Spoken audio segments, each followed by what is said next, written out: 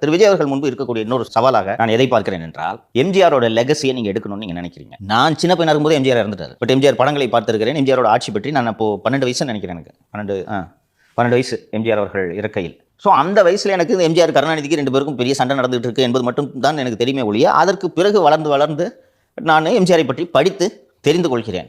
நிதிஷ் மாதிரியான ஜென்ரேஷனுக்கு காந்தி மாதிரி தான் எம்ஜிஆர் இல்லையா? எனக்கு காந்தி எப்படியோ அப்படிதான் உனக்கு எம்ஜிஆர் இல்லையா? ஜெயலலிதாவே உனக்கு கிட்டத்தட்ட அப்படி தான். நேரடியாக அவர்களின் ஆட்சியை பார்த்தது கிடையாது. 91 ஆட்சி எப்படி இருந்துச்சுன்றதுலாம் உனக்கு கேள்வி தான் பட்டிருப்பேன் இல்லையா? ஆனால் விஜயோட வாக்காளர்களில் பெரும்பாலானோர் நிதிஷ் ஜென்ரேஷன். இப்போ நீங்கள் எம்ஜிஆருக்கு அடுத்து நான் தான்ப்பா அப்படின்னு நீங்கள் சொல்கிறீங்க. வேம்பா எனக்கு எம்ஜிஆரே யாருன்னு தெரியாது, நீ என்னப்பா புதுசாக ஏதோ வந்து எம்ஜிஆர்னு சொல்கிறேன்ட்டு நிதிஷ் கேட்பா. கரெக்டுங்களா?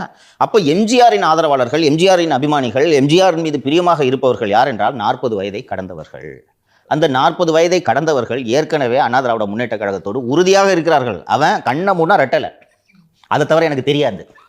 இப்படிப்பட்ட வாக்கலாம அவன் சாலிட் ஓட்டு பேங்க. அதை எப்படி உடைக்க போறீங்க நீங்க? ஸ்டேஜில் எம்ஜிஆர் படத்தை போட்டீங்கன்னா எம்ஜிஆர் யாருன்னு கேட்குற ஜென்ரேஷன் தான் உங்களோட வாக்கு. அதான் சார், எங்க இப்போதைக்கு ஜென்ரேஷன் எப்படி எப்படின்னா அவங்கள்ட்ட எப்படி அவங்க புரிஞ்சுக்கிட்டாங்கன்னா எம்ஜிஆர் அந்த அண்ணா அவர்கள்னா உடனே வந்தோடனே தேர்தல் ஜெயிச்சிட்டாங்க, அது மட்டும் தான் தெரியும், மற்றபடி எதுவுமே தெரியாது. எதுவுமே தெரியாது. அப்போ எப்படி கன்வின்ஸ் பண்ணுவீங்க?